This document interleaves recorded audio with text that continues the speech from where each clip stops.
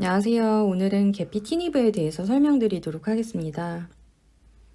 계피 티니브는 선생님들 따라서 계피 티닙이라고도 부르기도 합니다. 다만 이제 식약처 허가에 게재된 한글 성문명이 계피 티니브라고 써져 있어서 저도 계피 티니브라고 부르도록 하겠습니다.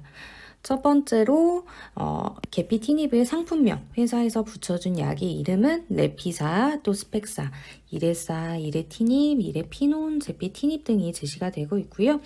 오리지널 약이 이레사정이다 보니까 환자분들도 이레사를 잘 알고 계시는 것 같습니다. 이 약에 허가된 적응증은 EGFR TKI 활성 변이가 있는 국소진행성 전이성 비소세포 폐암의 치료입니다. 그래서 이때의 권장 용량은 하루에 한 번, 매일 거의 같은 시간에 음식과 함께 혹은 무관하게 250ml를 복용하도록 추천이 되고 있어요. 그래서 레피사나 스펙사 또 뒤에 있는 다른 약들도 모두 250ml를 한정으로 하고 있기 때문에 하루에 한 번 한 알 복용한다라고 보시면 되고요. 식사와 함께 먹어도 되고 무관하게 공복에 먹어도 된다. 환자분 매일 편한 시간, 똑같은 시간에 알람 맞춰놓고 드시는 게 중요한 사항입니다. 그래서 절대 빼먹지 않는다. 근데 우리가 사람이다 보니까 약을 깜빡할 때가 있잖아요. 그래서 복용을 잊었을 때는 어떻게 해야 되냐라고 한다면 이제 식약처에 제시된 자료에 따르면 이 약 복용을 잊은 경우 생각나는 즉시 복용한다. 근데 다음 복용 시간이 12시간 이내로 남아있다 하면은 잊은 용량을 복용하지 않도록 한다. 또 잊은 용량을 만회하기 위해 2배의 용량을 복용하지 않도록 한다라고 제시가 되어 있는데요. 조금은 이해하기 어려운 부분들이 있으실까봐 제가 그림으로 한번 표현을 해봤어요. 그래서 하루에 한 번 먹느냐? 저는 아침 7시 공복에 먹는다고 한번 설정을 해보았는데요. 오늘도 아침 7시, 내일도 아침 7시에 먹는 사람인데 아침 7시에 계피티닙 깜빡했어요. 근데 저녁 7시가 12시간 이내죠. 12시간 이내에 생각이 났어요. 그래서 이때는 빨리 생각이 난 거예요. 빨리 생각이 나면은 계피티닙 복용하면 돼요. 그리고 이때 복용했다고 해서 다음 복용도 미루지 말고요. 다음 복용은 항상 제 시간에 복용을 하는 거예요. 근데 만약에 아침 7시에 계피티닙 복용 깜빡했는데 12시간이 지나서 그러니까 저녁 7시가 지나서 생각이 나면 늦게 생각난 거에 해당이 돼요. 그래서 이때는 계피티닙 하루 건너뛰어요. 그래서 그 다음날 약은 제 시간에 한 회분만 복용하고요. 이때 깜빡했다고 해서 그 다음날 아침 7시에 2회분, 2알을 복용하는 거는 추천이 되진 않습니다. 다음으로 빈도가 높은 이상 반응을 살펴보도록 하겠습니다. 그래서 식약처 허가에 기재된 20% 이상 발생한 이상 반응으로 첫 번째로는 설사가 있습니다. 그래서 설사라고 한다면 하루에 3, 4번 이상 물변을 보는 것.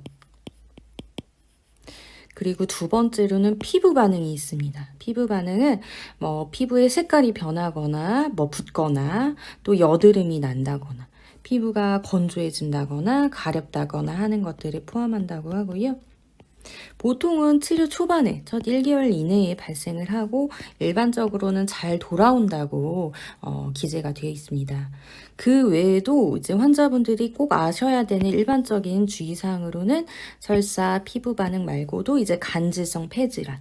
그래서 간질이라고 하는 게 폐포와 폐포 사이의 조직을 의미해요. 그래서 이런 간질에서 발생한 질환 같은 거를 이제 간질성 폐질환이라고 하고요. 또 간 수치가 오르는 것들, 또 위장관 천공이라고 해서 식도나 위, 대장, 소장 등에 이제 구멍이 생기는 것들. 그리고 눈에 통증이 있다거나 눈물을 자꾸 흘린다거나 시야가 흐리다거나 하는 안구 이상 같은 것도 이제 환자분들이 꼭 아셔야 되는 주의사항에 해당합니다. 그래서 앞서 살펴봤던 부작용을 예방하기 위한 방법, 또 나타나더라도 잘 지나가기 위한 방법을 살펴볼 건데요. 첫 번째로는 설사가 있습니다. 그래서 제가 설사라고 한다면 하루에 3-4번 이상 물변을 보는 것. 그래서 설사 시 어떻게 하라 이런 식의 멘트가 굉장히 일반적인 멘트가 있는데요. 이게 국가암정보센터에서 제시한 자료라고 보시면 됩니다. 그래서 일단은 물을 좀 충분히 마시고요. 식사는 소량씩 자주. 또 맵고 기름진 거는 피해 주시고 실온 온도의 음식을 섭취하자. 그리고 이런 설사 부작용이 흔한 항암제 같은 경우는 병원에서 설사날 때 드세요 하는 지사제 같은 거를 처방을 해주세요. 그래서 로페라미드 2ml짜리가 대개는 처방이 나는데요. 이게 병원 처방도 일반적이기도 하지만 혹은 환자분들도 약국에서 구입이 가능하세요. 그래서 로페라마이드 2ml는 설사를 할 때 처음에는 2ml 2캡을 복용을 하고요. 설사가 계속된다 하면은 1캡씩 설사 멈출 때까지 4시간 간격으로 이제 조금 정도가 심하다 하면은 2시간 간격도 사실은 가능하세요. 2시간에서 4시간 간격으로 복용하시고요. 하루에 최대 8개까지 복용이 가능합니다. 두 번째, 우리 피부 관련된 부작용으로는 뭐 피부가 색이 변하고 가렵고 빨개지고 뭐 붓고 또 여드름이 생기고 이런 것들을 의미를 했어요. 그래서 일단은 알코올 성분이 없는 순한 로션. 알코올 자체가 나쁘다라기보다 이게 알코올이 휘발하면서 피부가 좀 더 건조해질 수가 있어요. 그래서 알코올 없는 로션 꼭 사용해 주시고요. 또 가렵거나 이제 발진이 있거나 할 때는 긁거나 피부 문지르지 마시고 또 면옷으로 된 옷 이제 느슨하게 입어주시고요.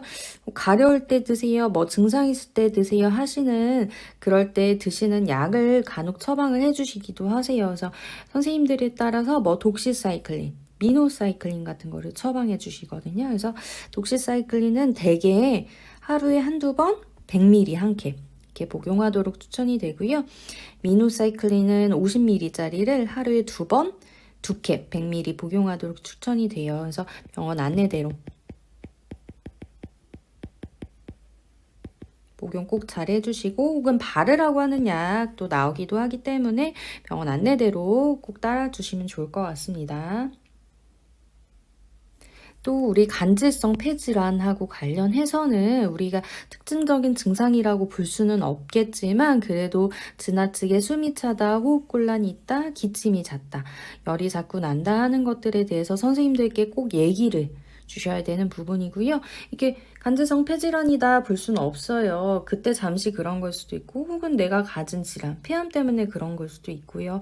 간별은 선생님들이 해주실 부분이니까 환자분들은 미리 염려 마시고 선생님들께 꼭 얘기해 주시고요.